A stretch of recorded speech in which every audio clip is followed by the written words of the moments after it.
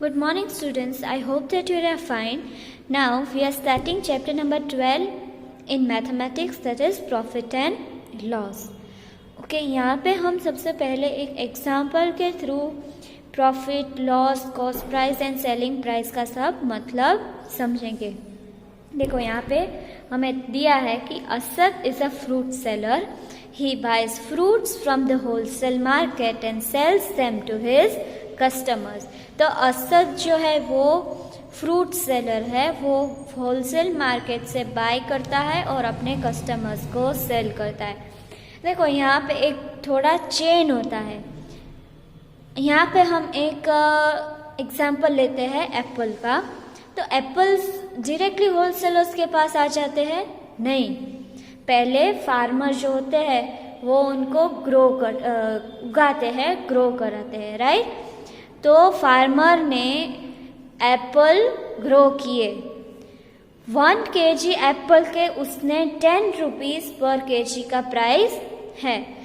अगर होलसेलर को लेना होगा फार्मर से तो उसको 10 रुपीज़ देने पड़ेंगे फार्मर को 1 kg एप्पल के लिए, राइट। तो वो होलसेलर के पास आया। नाउ आपने ये होलसेलर वर्ड सुना होगा कि अगर हम होलसेलर के पास से लेंगे तो हमें थोड़ा सस्ता पड़ेगा। मतलब क्या होता है कि होलसेलर ऐसा इंसान होता है जो बहुत ही बड़ी क्वांटिटीज़ में सारे गुड्स को परचेज करता है, राइट, और उसकी वजह से वो उसको थोड़े सस्ते में भी बेच सकता है। That is the main motto of wholesaler. तो क्या होता है बेटा कि फार्मर से लेके होलसेलर तक जाने तक वो उसका प्रॉफिट तो ऐड करेगा, मतलब उसको तो कुछ मिलना चाहिए ना होलसेलर को। तो होलसेलर जो है वो छोटे छोटे दुकानदारों को सेल करेगा। छोटे छोटे दुकानदारों में असद भी आ जाता है। तो असद को वो 12 रुपीज़ पर kg में सेल करेगा। अभी होलसेलर है अहमदाबाद में एंड असद जो है वो राजकोट में है।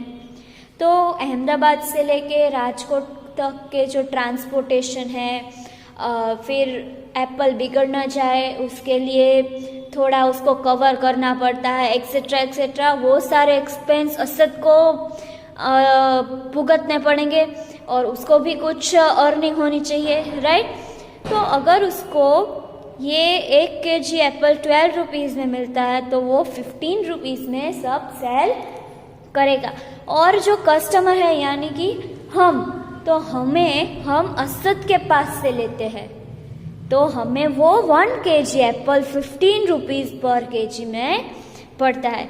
हम डायरेक्टली अगर फार्मर के पास से लेते हैं तो हमें वो डायरेक्टली 10 रुपीज़ kg मिलता है। पर अगर हम असद जैसे छोटे शॉपकीपर्स के पास से लेते हैं तो हमें वो 15 रुपीज़ पर kg का मिलता है। Now we will go ahead with this theory portion. The price at which Asad buys the fruits is known as its cost price. तो असद किस प्राइस से बाय कर रहा है? 12 रुपीज़ पर kg। तो ये क्या है? CP है हमारे लिए। असद के लिए ये जो है वो CP है। असद को 12 रुपीज़ में मिलता है तो वो CP हुआ, मतलब कि cost price. The overhead expenses such as transportation, electricity bills, labor charges, etc. are added to the cost price. तो अहमदाबाद से राजकोट तक आने का खर्चा, राइट, ट्रांसपोर्टेशन है, इलेक्ट्रिसिटी बिल है, लेबर चार्जेस है, कोई हमारे लिए फ्री में तो वर्क करता नहीं है। तो ये सारे एक्सपेंसेस ऐड होते हैं +3।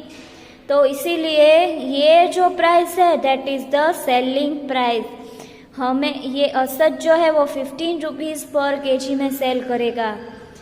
किसको? फाइनल कस्टमर्स को।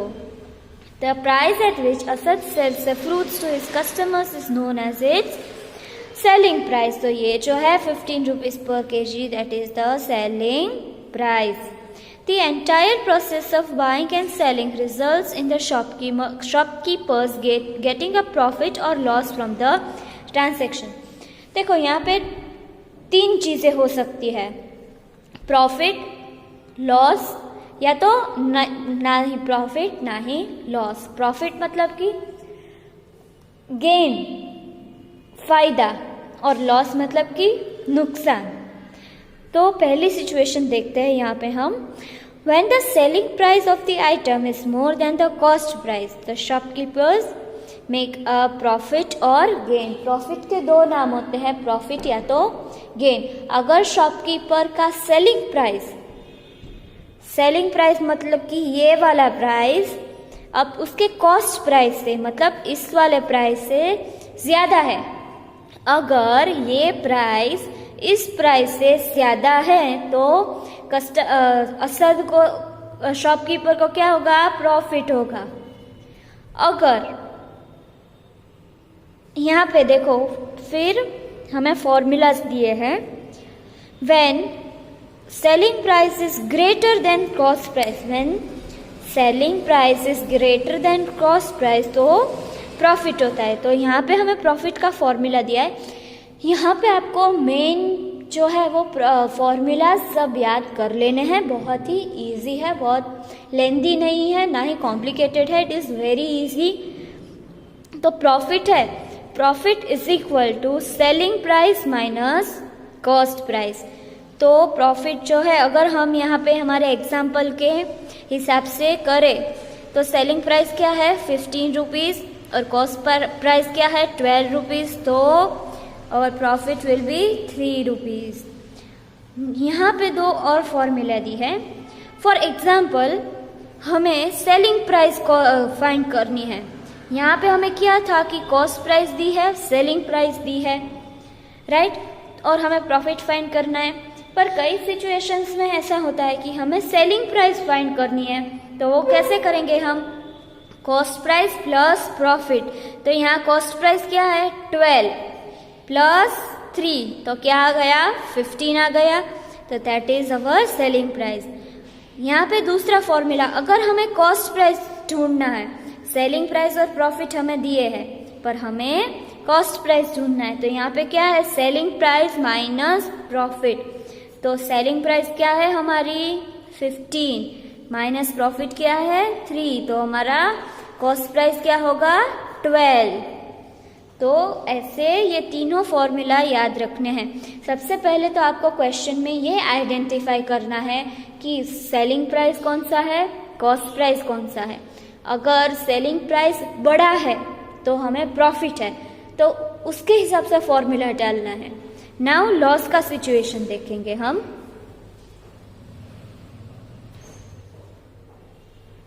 When the cost price CP of the item is more than the selling price SP, the shopkeepers makes a loss। तो जब भी कॉस्ट प्राइस जो होती है वो सेलिंग प्राइस से ज़्यादा है तभी लॉस बनता है। कॉस्ट प्राइस बड़ा है सेलिंग प्राइस से तभी लॉस है। तो loss is equal to cost price minus selling price. तो यहाँ पे हम उल्टा कर लेते हैं कि कॉस्ट प्राइस असद का 15 रुपीज़ है एंड सेलिंग प्राइस असद का 12 रुपीज़ है, तो लॉस कितना हुआ 3 रुपीज़ का असद को लॉस हुआ, राइट। नाउ अगर हमें सेलिंग प्राइस दी है और सेलिंग प्राइस फाइंड करनी है और कॉस्ट प्राइस और लॉस दिए है हमें, तो वो कैसे करेंगे। तो कॉस्ट प्राइस क्या है हमारी 15 और लॉस क्या है 3, दैट इज 12, तो SP हमारा 12 हुआ, राइट। ये जो फॉर्मूला है वो लॉस की सिचुएशन में ही यूज होती है, don't confuse it with above formula. Now अगर हमें कॉस्ट प्राइस फाइंड करनी है, सेलिंग प्राइस और लॉस दिए है, हमें कॉस्ट प्राइस फाइंड करनी है, तो वो हम कैसे करेंगे।